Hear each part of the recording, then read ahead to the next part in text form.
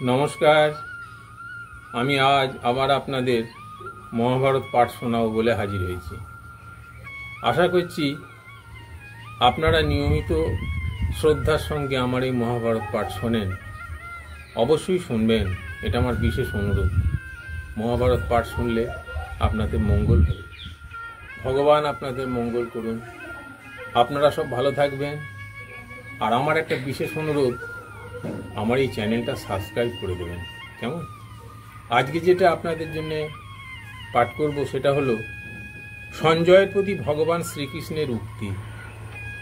ভগবান শ্রীকৃষ্ণ বললেন, সঞ্জয়, আমি যেমন পাণ্ডবদের বিনাশ থেকে রক্ষা করতে চাই, তাদের ঐশ্বর্য ফিরে পেতে এবং প্রিয় কাজ করতে চাই, সেইরূপ বহু পুত্র সম্পন্ন রাজা ধৃতরাষ্ট্রের শান্তি সমৃদ্ধিও কামনা করি। আমার একমাত্র ইচ্ছা যে দুপক্ষই শান্ত থাক। রাজা যুধিষ্ঠিরও শান্তিপ্রিয়, একথা শুনেছি এবং পাণ্ডবদের সামনে তা স্বীকারও করছি। কিন্তু সঞ্জয়, শান্তি হওয়া কঠিন বলে মনে হয়।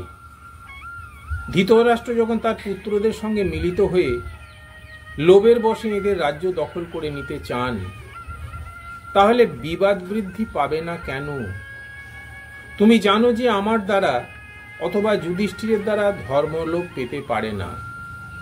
তাহলে উৎসাহের সঙ্গে নিজ ধর্ম পালনকারী যুধিষ্ঠিরের ধর্মলোপের আশঙ্কা তোমার কেন হচ্ছে? ইনি তো প্রথম থেকেই শাস্ত্রীয় বিধি অনুসারে কুটুম্বদের সঙ্গে আছেন। নিজের রাজ্য ভোগপ্রাপ্ত করার যে প্রয়াস ইনি করেছেন, তাকে তুমি ধর্মলোপ বলছো কেন? গার্হস্থ জীবনেও তো এর বিধান আছে। ব্রাহ্মণরাই এই সব ত্যাগ করে বনবাসের কথা ভাবেন। কেউ হয়তো গার্হস্থ আশ্রমে থেকে কর্মযোগের দ্বারা পারলৌকিক সিদ্ধি হওয়া মানেন। কেউ ধর্ম ত্যাগ করে জ্ঞানের দ্বারা সিদ্ধি প্রতিস্থাপন মানেন। কেউ কর্মত্যাগ করে জ্ঞানের দ্বারা সিদ্ধি প্রতিপাদন করেন। কিন্তু খাওয়া দাওয়া না করলে ক্ষুধা দূর হয় না। তাই ব্রহ্মবেত্তা জ্ঞানীর জন্যেও গৃহস্থের গৃহে ভিক্ষা নেওয়ার বিধান আছে। এই জ্ঞানযোগের বিধির কর্মের সঙ্গেই বিধান করা আছে। জ্ঞানপূর্বক যে কর্ম করা হয় তা ছিন্ন হয়ে যায়, বন্ধনকারক হয় না। এর মধ্যে কর্ম ত্যাগ করে যাঁরা শুধু সন্ন্যাস গ্রহণই শ্রেষ্ঠ বলে মনে করেন, তাঁরা দুর্বল। তাঁদের কথার কোনো মূল্য নেই। সঞ্জয়, তুমি তো সব ধর্মের কথাই জানো। ব্রাহ্মণ, ক্ষত্রিয় এবং বৈশ্যদের ধর্মও তোমার অজ্ঞাত নয়। এরূপ জ্ঞানবান হয়েও তুমি কৌরবদের জন্য কেন হঠকারী কাজ করছো? রাজা যুধিষ্ঠির সর্বদা সাধ্যাই করেন। ইনি অশ্বমেধ এবং রাজস্ব যজ্ঞও করেছেন। ইনি ধনুক, কবচ, হাতি, ঘোড়া, রথ এবং অস্ত্র শস্ত্রাদি সম্পন্ন। পাণ্ডবরা স্বধর্ম অনুসারে কর্তব্য পালন করে থাকেন এবং ক্ষত্রিয়োচিত যুদ্ধে কর্মে প্রবৃত্ত হয়ে যদি দৈববশত মৃত্যুও প্রাপ্ত হয়, তবে সেই মৃত্যুকেও উত্তম বলে মানা হবে। তুমি যদি মনে করো সব কিছু ছেড়ে শান্তি ধারণ করায় ধর্ম পালন, তাহলে বলো, যুদ্ধ করলে রাজার ধর্ম পালন করা হয় না যুদ্ধ ছেড়ে পৃষ্ঠ প্রদর্শন করলে হয়? এই বিষয়ে তোমার মতামত আমি জানতে চাই। ধর্ম অনুসারে যে রাজ্য ভাগ পাণ্ডবদের পাওয়া উচিত, ধৃতরাষ্ট্র তা অধিকার করে নিতে চান।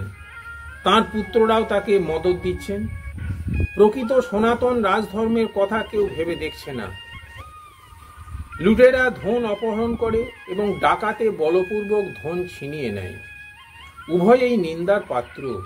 সঞ্জয়, তুমিই বলো, দুর্যোধনের সঙ্গে এদের পার্থক্য কোথায়? দুর্যোধন যে ক্রোধের বশবর্তী হয়ে রয়েছে, সে ছলনাপূর্বক রাজ্য অপহরণ করেছে। লোভের জন্য তাকে ধর্ম বলে মনে করে এবং রাজ্য দখল করতে চায়। কিন্তু পাণ্ডবদের রাজ্য তারা গচ্ছিত হিসাবে রেখেছিল। কৌরবরা তা কি করে নিজেদের অধিকারে রাখতে পারে? দুর্যোধন যাদের যুদ্ধ করার জন্য একত্রিত করেছেন, সেই মূর্খ রাজারা অহংকার বশত মৃত্যু ফাঁদে এসে পড়েছে। সঞ্জয়, পরিপূর্ণ সভাগৃহে কৌরবরা যে পাপ কর্ম করেছিল সেই কথা স্মরণ করো। পাণ্ডবদের প্রিয় পত্নী সুশীলা দ্রৌপদী রজস্বলা অবস্থায় আনীত হয়েছিলেন। তখন ভীষ্ম প্রমুখ প্রধান প্রধান কৌরব পুরুষগণও তা উপেক্ষা করেছিলেন। সেই সময় যদি সকলে দুঃশাসনের এই মন্দ কাজ বন্ধ করতেন, তাহলে আমাদের প্রিয় কাজ হতো এবং ধৃতরাষ্ট্র পুত্রদেরও মঙ্গল হতো। সবাই বহু রাজা একত্রিত ছিলেন, কিন্তু দীনতাবশত কেউই সেই অন্যায় প্রতিবাদ করেননি। শুধু বিদুর নিজের ধর্ম মেনে মূর্খ দুর্যোধনকে বারণ করেছিলেন। সঞ্জয়, ধর্ম না জেনেই তুমি এই সভায় পাণ্ডুনন্দন যুধিষ্ঠিরকে ধর্ম উপদেশ দিতে চাও? দ্রৌপদী সেই সভায় গিয়ে এক অসম্ভব কাজ করেছিলেন, যা তার স্বামীদের সংকট থেকে রক্ষা করেছিল। তাকে সেখানে বহু অপমান সহ্য করতে হয়েছে। সভায় তিনি তার শ্বশুরদের কাছেই দাঁড়িয়েছিলেন, তা সত্ত্বেও সুতপূর্ব কর্ম তাকে উদ্দেশ্য করে বলেন, যাজ্ঞসেনী, তোর আর কোনো উপায় নেই, দাসী হয়ে দুর্যোধনের মহলে যা। তোর পতি তোকে পাশা খেলায় হারিয়েছে, এখন অন্য পতির সন্ধান কর। যখন পাণ্ডবরা বনে যাওয়ার জন্য মৃগচর্ম ধারণ করেছিল, সেই সময় দুঃশাসন অত্যন্ত কটু ভাষায় বলে ওঠে, এই সব নপুংসেরা এবার শেষ হয়ে গেল, চিরকালের জন্য এরা নরকের গর্তে পতিত হলো। সঞ্জয়, কি আর বলবো, পাশা খেলার সময় যত নিন্দনীয় অবমাননাকর বাক্য বলা হয়েছিল, সেগুলি সবই তুমি জানো। তা সত্ত্বেও এই নষ্ট হয়ে যাওয়া সম্পর্ক পুনর্বার ঠিক করার জন্য আমি নিজে হস্তিনাপুরে যেতে চাই। পাণ্ডবদের স্বার্থ নষ্ট না করে যদি কৌরবদের সঙ্গে সন্ধি করা সম্ভব হয়, তাহলে আমি এই কাজ খুবই পুণ্যের এবং অত্যন্ত অভ্যুদয়কারী বলে মনে করব। আর কৌরবরাও মৃত্যুর হাত থেকে রক্ষা পাবে। কৌরবগণ লতা গাছের তুল্য, আর পাণ্ডবগণ হলেন বৃক্ষের শাখার ন্যায়। বৃক্ষ শাখার সাহায্য না পেলে লতা বাড়তে পারে না। পাণ্ডবরা ধৃতরাষ্ট্রের সেবা করতেও প্রস্তুত এবং যুদ্ধ করতেও। এখন ধৃতরাষ্ট্র যা মনে করেন তাই করুন। পাণ্ডবরা ধর্ম আচরণকারী, এরা শক্তিশালী বীর হয়েও সন্ধি করতে উদ্যত। তুমি এসব কথা ধৃতরাষ্ট্রকে ভালোভাবে বুঝিয়ে বলবে।